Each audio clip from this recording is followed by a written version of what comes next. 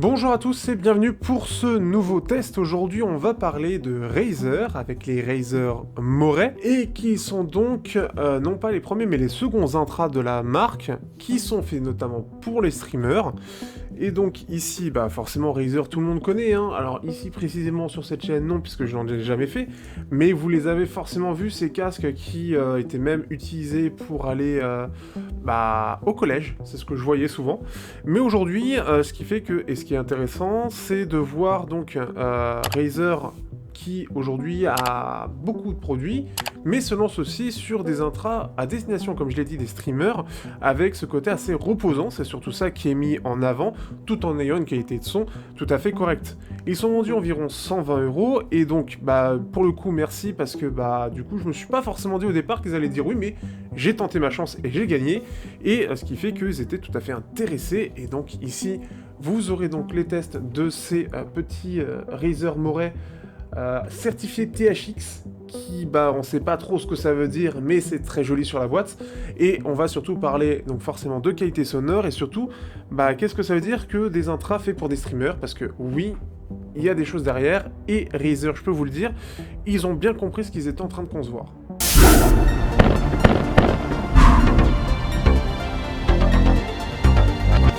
Au niveau du design, les Razer Moray sont plutôt intéressants, mais assez basiques. Les écouteurs eux-mêmes sont donc en plastique, et surtout, ce que je pourrais dire par rapport à d'autres intras que j'ai, qui sont beaucoup moins européens, c'est que la finition est peut-être la petite chose qui serait le défaut de ces intras, puisque la jointure entre les deux corps du plastique, c'est assez grossier, c'est quelque chose que l'on voit à vraiment très peu cher du côté de la Chifi, donc c'est un peu dommage de ce point de vue-là, et c'est, je trouve, un vrai problème. Après, le fait que ce soit en plastique, c'est pas un problème. On est sur de la connexion MM6, personnellement, je suis plus fan du 2-pin, mais dans tous les cas, ça fonctionnera bien, il n'y aura pas de défaut particulier de ce point de vue-là. Ce qui est intéressant à noter, c'est qu'ils sont mis avec les embouts en mousse, et clairement, je vous conseille de les garder. Ils sont de bonne qualité, et vous en avez de divers tailles qui sont fournies avec les intras, donc ça, c'est une bonne chose. Ce qui fait que je suis resté avec, mais bien évidemment, si vous préférez, vous aurez les embouts en silicone, mais j'en parlerai plus sur la partie qualité audio. Au niveau du câble, c'est plutôt pas mal. On aurait pu avoir bien pire, et par exemple, Sennheiser nous a montré des câbles moins bien que ça sur beaucoup plus cher. Ici, c'est un câble qui est tressé et enroulé, alors le type de tresse, je saurais pas dire, mais qui est plutôt de bonne facture, et qui est en plus de ça assez long, donc pour ceux qui ont une carte son qui est un peu éloignée, ou qu'il faut mettre sur le PC, c'est plutôt pas mal, et c'est bienvenu. Il est relativement souple, sans être non plus incroyable, mais pour des intras de chez Razer à 120 €, on aurait pu s'attendre à vraiment pire. Donc c'est vraiment une bonne chose de ce point de vue-là. On a un packaging qui est plutôt complet, avec la boîte de rangement qui est assez large et qui est vraiment pas mal, parfait pour être même emmené avec soi, une rangée d'embouts complète, on a même un mousqueton, même si j'ai jamais compris à quoi ça servait réellement là-dessus, et ce qui fait que on est sur vraiment un ensemble très correct, je trouve, en termes de packaging et de qualité, qui fait que c'est vraiment pas mal. Vraiment, le truc qui pêche le plus pour moi, c'est surtout le design en lui-même, ce côté, cette jointure entre le corps, les deux parties du corps qui sont un peu grossières, qui font un peu défaut à l'ensemble, parce qu'après, c'est tout à fait correct pour le prix.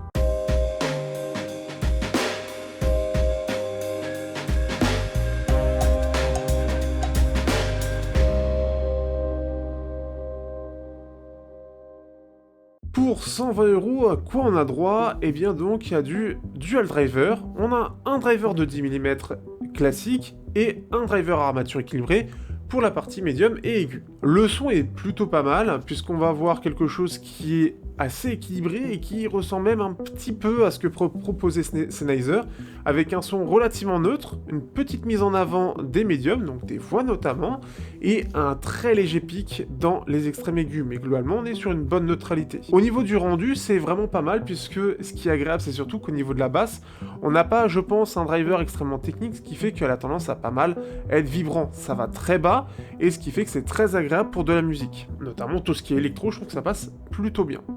Ce qui est intéressant, et notamment pour le côté streamer, c'est surtout qu'on a des voix qui sont mises un peu en avant. Qui dit streamer dit jeu vidéo. Donc ce qui fait qu'on va parler de ça au fur et à mesure. Mais globalement, je trouve que techniquement, c'est plutôt correct. Pour 120 €, j'ai déjà eu mieux.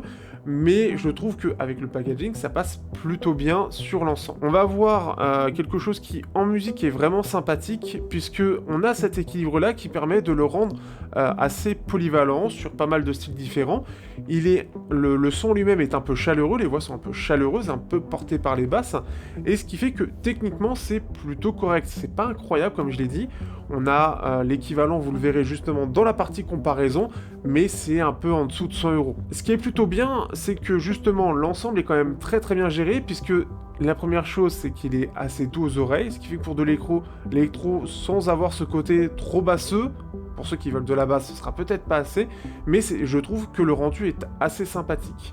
Peut-être pas assez, du coup, peut-être un peu trop de basse sur certains moments, notamment pour le style dub, ambiante, un peu calme, où la basse va peut-être parfois un peu légèrement être trop présente. On sent que le côté technique fait que c'est plus les basses qui vont être présentes que le reste, mais dans l'ensemble, c'est plutôt pas mal. Après, en termes de détails, pareil, c'est correct sans être dingue, et ça va se ressentir sur le métal où on sent les limites un petit peu de l'intra.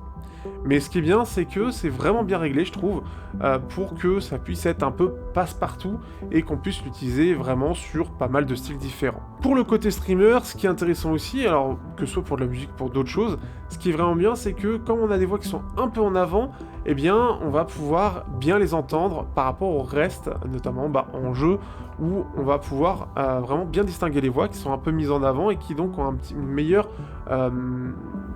ça se détache un petit peu du reste, et ce qui fait qu'il n'y a pas besoin d'augmenter le volume spécifiquement des personnes avec qui vous êtes pour bien les entendre et vous péter l'oreille derrière. Donc ça, c'est vraiment une bonne chose aussi. Du coup, et forcément, qu'est-ce qu'on va avoir aussi, c'est pour le jeu vidéo. Alors moi, j'ai surtout testé avec Rainbow Six Siege, qui est très important au niveau de la qualité du son. Bon, même s'il est parfois un peu cassé, mais ça c'est autre chose.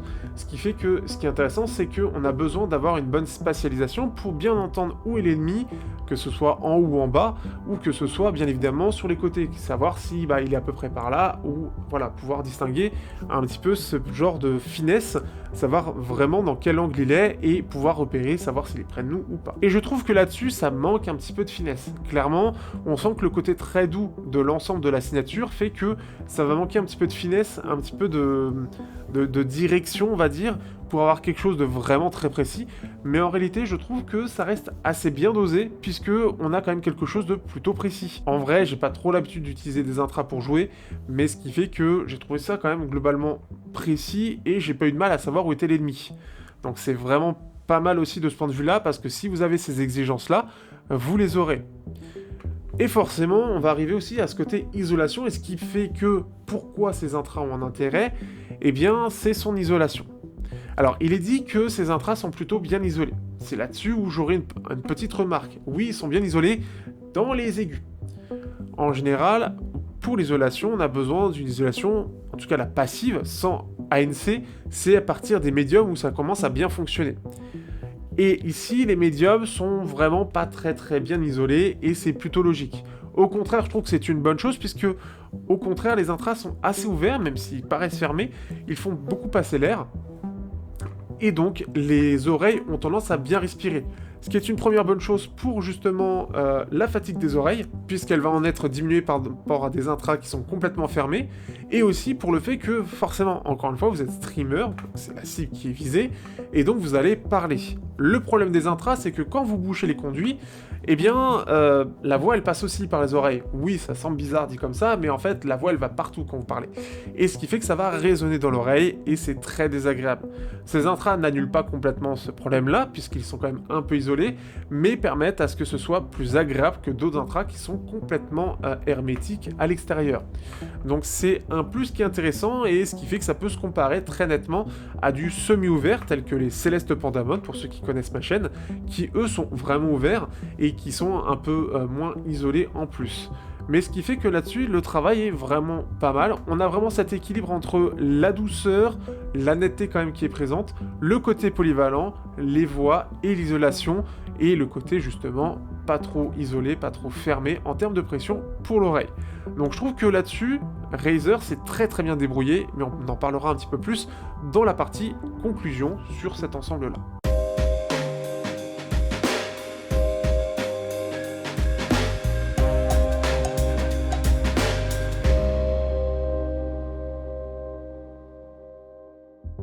Du coup, on va comparer avec 3 intras, dont 2 semi-ouverts, donc qui permet justement à ce que l'oreille ne soit pas trop fatiguée, et du côté de la Chifi.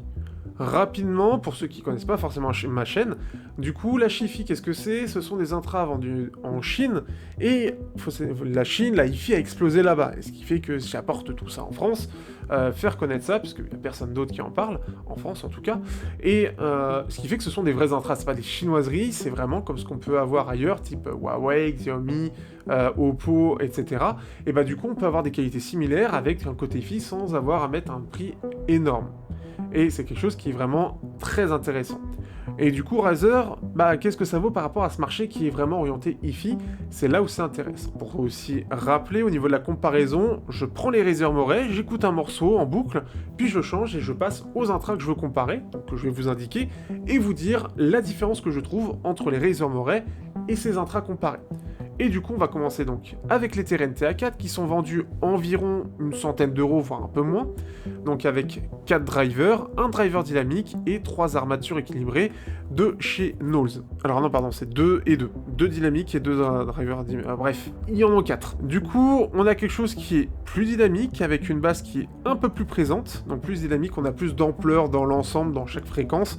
On sent que ça s'exprime plus. On va avoir une basse qui est un peu plus présente, mais un peu moins profonde. On a un côté un peu trop ouvert, et ce qui fait que le bas de la basse, elle, s'exprime un peu moins. C'est aussi une particularité de Teren qui ne veut pas que la partie en dessous de son hertz ressorte trop. On a des mimes qui sont plus détaillés, plus d'extrême aigu aussi, on voit clairement avec le pic dans la courbe de fréquence, et c'est mieux étendu. On sent clairement qu'on a des drivers qui sont quand même de meilleure qualité. Dans l'ensemble, on va sentir quand même qu'on est sur quelque chose de plus détaillé, qui a aussi une meilleure clarté, et on a quand même une sibilance due à ce pic de clarté dans les 10 kHz qui est un peu plus présent, donc ce qui fait qu'il est aussi un peu plus fatigant et un peu moins désagréable. Alors après, il n'y a pas forcément les embouts à mémoire de forme, les embouts en mousse, mais on aura quand même quelque chose qui sera plus fatigant et plus agressif malgré son côté plus ouvert. On a des intras, et pour moi c'est les plus intéressants à comparer, les Celeste Pandamon. Des intras qui ont une forte personnalité et que j'apprécie beaucoup, qui sont vendus environ 80 €, voire un peu moins aujourd'hui, et qui sont avec des drivers planaires. Vous avez sûrement entendu parler de ça, surtout dans le jeu vidéo, avec notamment, il y a une marque que je n'ai plus en tête, et tant pis, mais ce qui fait qu'on a un driver planaire, ce qui fait que ça offre une bonne dynamique, mais vu qu'on a que ça, en général, c'est plus les détails qui pêchent. Donc ce qui fait que c'est effectivement la première chose que j'ai remarqué, on a quelque chose de plus dynamique, qui est quand même un peu moins détaillé, avec un petit peu plus de basse au niveau du haut des basses, donc aux alentours de 100 et 250 Hz. On sent qu'on a aussi un petit peu plus d'aigus, et des médiums qui, je trouve, sont un peu moins nettes. On les entend un petit peu moins bien, elles sont un petit peu moins mises en avant, c'est même le driver lui-même qui a un petit peu plus de mal à les faire ressortir de façon détaillée. On a une scène qui est aussi un peu moins large, et dernière chose, je trouve que dans l'ensemble, surtout au côté basse, c'est quand même un peu plus impactant, ça tape un petit peu mieux, on a quelque chose, comme j'ai dit, un peu plus dynamique, ça en fait partie. Ce qui est intéressant, c'est qu'on a aussi ce côté semi-ouvert, et là-dessus, c'est à peu près équivalent. Si on compare juste avec les deux premiers que je viens de parler, notamment pour le côté semi-ouvert, ce qui est vraiment intéressant, c'est qu'on a vraiment quelque chose qui est vraiment très reposant, et notamment face au Céleste, on a vraiment quelque chose de très proche. On a quelque chose qui est, je trouve, un peu plus reposant du côté des Razer, donc vous pourrez les porter un peu plus longtemps. Dernière chose, et beaucoup plus intéressant pour le côté français, les Sennheiser IE200, sortis il n'y a pas très longtemps à 150 €, donc des intras hi-fi vraiment pas chers, vraiment orientés pour le grand public. Et ce qui fait que, ce qui est intéressant, donc ils reprennent les drivers des IE300 sortis un peu plus chers, mais avec une signature qui est très similaire à ce qui est proposé par Razer, avec ce côté quand même orienté un peu plus sur le côté clarté. Donc on a quelque chose qui est un petit peu plus neutre et un petit peu plus orienté sur les médiums sont un peu plus ressortis. On sent clairement qu'on a quelque chose de plus détaillé, avec une scène qui est plus large, on sent qu'on a quelque chose de plus dynamique, et qu'on a même une meilleure séparation des instruments. On a aussi des intras qui sont mieux isolés, plus compacts aussi, et ce qui fait que c'est assez logique. Encore une fois, le truc c'est que Sennheiser, c'est une marque hi-fi, donc elle est là pour donner le maximum de ce point de vue-là. Par contre, ils sont plus isolés, ce qui fait que, justement, le son va plus rebondir dans les intras et dans votre oreille, ce qui fait que ça va être plus désagréable. Forcément, ils sont un peu plus chers, mais techniquement, ils sont supérieurs. Si vous voulez vraiment chercher de la musique, ce sera plus du côté de Sennheiser qu'il faudra se tourner. Par contre, pour ce côté, encore une fois, où vous voulez cet équilibre pour le côté jeu, avoir un côté reposant qui ne tue pas trop l'oreille et qui ne fatigue pas trop et avoir le moins d'acouphènes possible, ces intras-là, les Razer seront plus adaptés. Et je trouve que c'est intéressant parce que face à la Chifi, ça aurait pu, entre guillemets, être pire, on a quelque chose qui vaut plus ou moins le coup. Dans le sens où, techniquement, ça reste quand même inférieur à ce que propose la concurrence, mais il faut pas oublier que là, c'est vendu en France, ça a été développé aux États-Unis et que, en plus de ça, on a un packaging qui est un peu plus premium, avec ce côté garantie et tout ça. Ce qui fait que ça a un coût supplémentaire, et pour le prix, et ça fait partie de ma conclusion, bah, face à la Chifi, c'est pas si mal, je trouve que ça vaut plus ou moins son prix. On peut avoir bien évidemment mieux ailleurs, mais ce côté français packaging, enfin vendu en France, packaging, etc., c'est pas encore exactement le cas en Chine. Bref, passons à la conclusion.